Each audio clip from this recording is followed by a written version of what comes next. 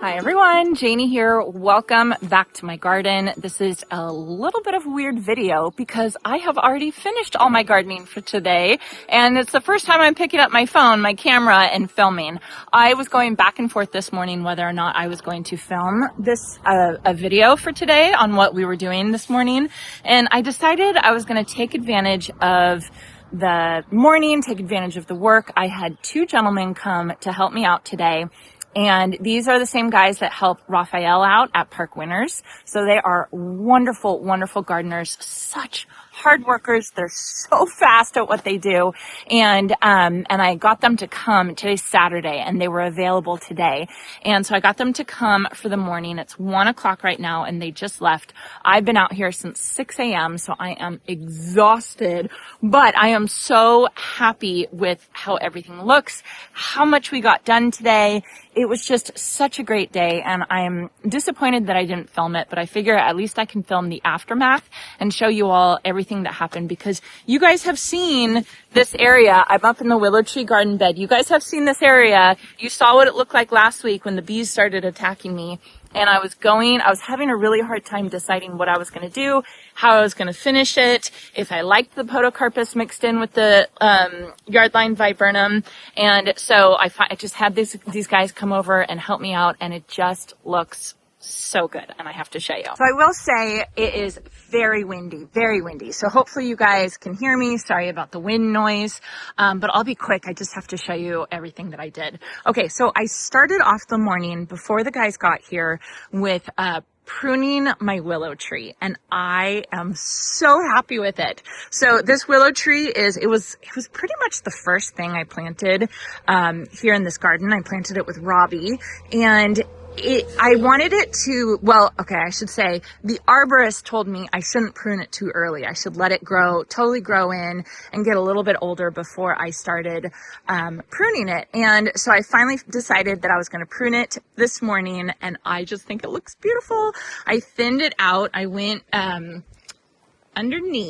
and underneath, and I just kind of cleaned everything out. I still have so much more to do. I want to borrow the pole pruners that Raphael has. He has these amazing pole pruners that you can get up and in the trees to prune it all. So I need to do that. But just the little bit that I did opened everything up, and it just made it look so nice and so flowy and so, it just looks so good. I just love it so much. So tons of weeds around here. There's still some more that I gotta come and pull, but I pulled so many weeds. We filled up 2 bins and put a ton of stuff in my big compost pile that I have over by my chicken coop. Cut back a whole bunch of plants here because one of my season statues is gonna go right here. So I wanted to kind of clear out the area so that when the guys came this week to install the statues, it was all ready to go. But doesn't the willow tree just look beautiful? It just looks so good pruned. I'm glad I waited because it definitely gave the tree time to establish and get big, nice big branches. But man, it needed a trim, and I probably could do more, but I don't know if you guys can tell, but I took so much off of this tree, so much. So that was the first thing I did. Then when the guys got here, they helped me with this privacy hedge that I have right here. Now, the last thing that you guys saw, I was alternating podocarpus with the yardline viburnum. And then I got attacked by the bees. They're so much better now. They're so much happier now. So they have not bugged us one time. You know, it's so funny. One person sent a message and told me that her grandmother got attacked by bees when she was mowing the lawn using a lawnmower. And the firefighters told her that it was the vibration of the lawnmower that irritated the bees, and that possibly it was the vibration of the auger that I was using that was irritating the bees. I thought that was a really interesting idea. And so we really didn't use the auger that much today, and the bees have been perfectly fine today. So I'm wondering if that's an issue or part of the issue. But anyway, they've been perfectly fine today. And as you can see, there are no podocarpus along this fence. And last night I changed my mind and I decided I wanted to pull the podocarpus that I had planted, and I wanted to replace them with the yardline viburnums that were under here under the willow tree. So there was 5 yardline viburnums here, all here, and it was just silly to have them there. I planted them there not knowing how big this willow tree was going to get, but as you can see, it was completely covering the viburnums.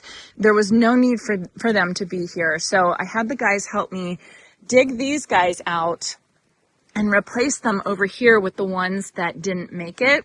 And you can kind of tell the ones that have been transplanted because they're not very happy right now. Right? They are definitely not happy, and I'm hoping that they bounce back, but I think they'll do okay. I think they'll be fine. So we replaced 5 of the yardline viburnums, and so now I have a whole hedge of yardline viburnums, and we also pulled out all of the plants that I had planted kind of in front of this hedge of yardline viburnums because I didn't want anything messing up these plants. I really want to baby these plants and let them grow, and that takes a lot of patience, but I think I can do it. And so we, unfortunately we had to take out some quince, we took out the Matilla hot poppies, which I'm bummed about, but I can replant those. We took out the echium that was over there, which was pretty much done anyway. So we took all of that stuff out, and now it looks so much better as just a hedge. Unfortunately, they're not all the same height, but I think because they're in their 3rd year now, I think they're going to start growing really, really fast. And I think these viburnums are going to be a lot prettier all as one hedge rather than switching it with the podocarpus.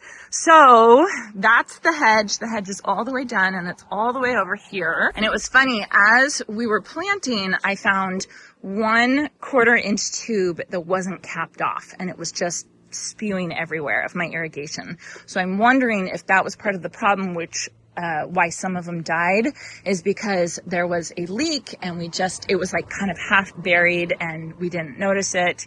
So it is what it is. But now these viburnums are here. Hopefully they take. I have a feeling they are going to scorch the first year. And I'm okay with that because these guys, 1, 2, 3, have been in the shade of the willow tree. They've lived their entire life in the shade of the willow tree. And now all of a sudden I'm putting them in full sun. So I have a feeling they're going to scorch. But once they, look at how good these look. Once they get used to the sun, I think that they're going to be completely fine. So anyway, there's that. I weeded all around this area. Looks so much better. And then I had the guys help me plant 2 of the podocarpus instead of in the front. We planted one here, one here. I think that'll look really pretty. And then coming over here, I planted one right here. And that's just to cover this view, which Michael Glassman told me, he's like, you need to cover. He was like, you need to cover this view. This is not a very pretty view. So there it is right there. I had just planted some Cecile Brunner climbing rose right there. So I'm going to kind of train that to kind of come over here as this guy grows in this garden bed. Look at how good doesn't this garden bed look so good? Oh, it just looks absolutely beautiful. And you can see I have a podocarpus back behind here, behind the chiclet orange Tacoma, which is kind of blocking that view. So that looks really good. And now we're just going to have one more. It's one there and one there. I'm so sorry, you guys. I am so tired. I can feel that I'm not finding the right words that I want to say. So if I'm not making much sense, just kind of bear with me. I'm really sorry. So anyway, I haven't even had lunch yet. Oh my gosh, I have to go eat lunch. But I want to show you guys this. So anyway, so here's all of this. I think it looks really, really good. And the willow tree looks absolutely fantastic. Everything just looks, it just looks so good. I'm really, really happy with it. So then, let me take you to the front of the fence. Now, this is a work in progress, of course, but we made some progress in front here, which is really, really great and really exciting. So we had 2 of the podocarpus left over And so I asked the guys to help me plant them up here. And so I planted 2 over here. So we planted 2 of the podocarpus right there. Those were the only 2 that we had left. And those are going to get nice and tall. There is a power line up here, and the city will come and actually trims the trees. See, you can see my neighbor's trees over there. They actually trim the trees that are planted right underneath the power line so that they don't touch the power line. And I'm totally fine with that because, of course, podocarpus you can prune however you want. So those 2 will eventually be trimmed. Then over here, we have a Miss Molly Buddleia. I had some extra of those. I'm doing another project in the backyard this week. And so there's a Miss Molly Buddleia. So there's Miss Molly, podocarpus. Then I have a plumbago right here. And this plumbago has been sitting in my plant stash. It's been there for like almost a year, since last summer. And I had bought this plant to go in a specific spot, but I ended up changing my mind and putting another plant in that spot. But I didn't want to get rid of it. I didn't want to give this plant away because I knew I would find a good place for it. And I thought out here in front of the fence would be a perfect place for it because there's plenty of room for it to get nice and big, and it's just going to be super happy. So we have the 2 podocarpus, that are kind of like a light green color.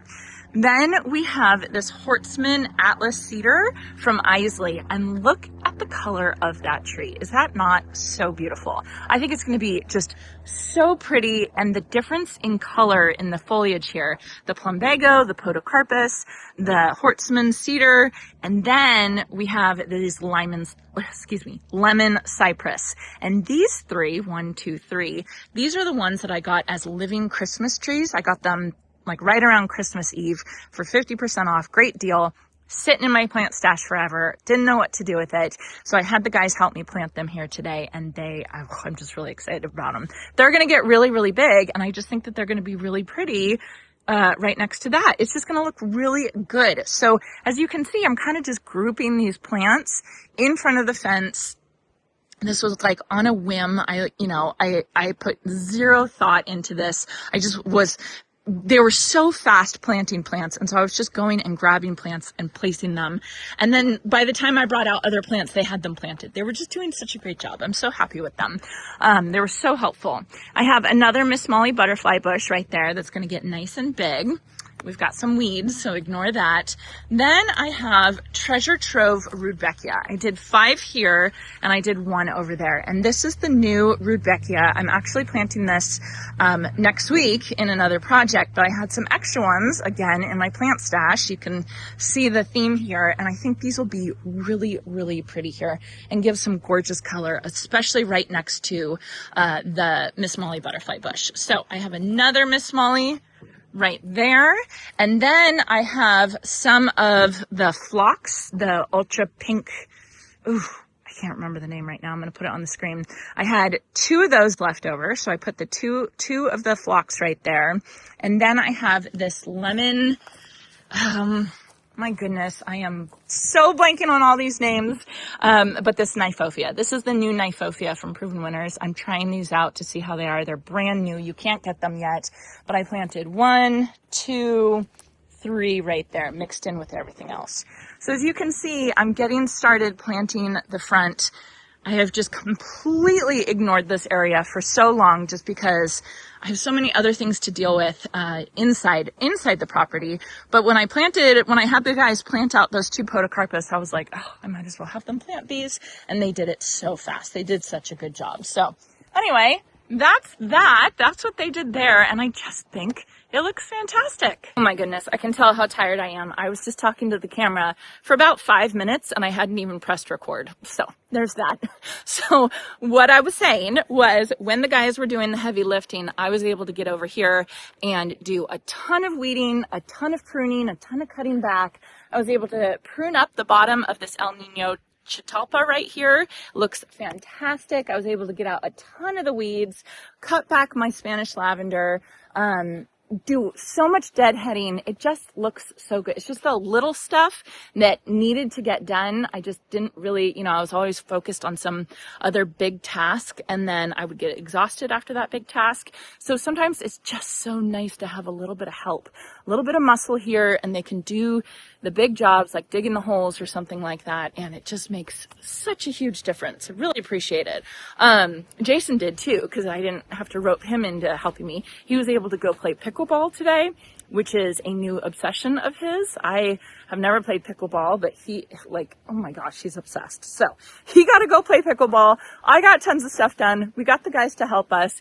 It was just such a great day. I was able to get my lavender twist redbud pruned and thinned out, and it looks really, really good. I was able to lift it up and then really take out a lot of the inner branches, so there's so much more airflow, and so hopefully that will prevent some of the fungus that fungus, the Cercospora it gets every single year, and so hopefully that will help it out a little bit. The arborist taught me that.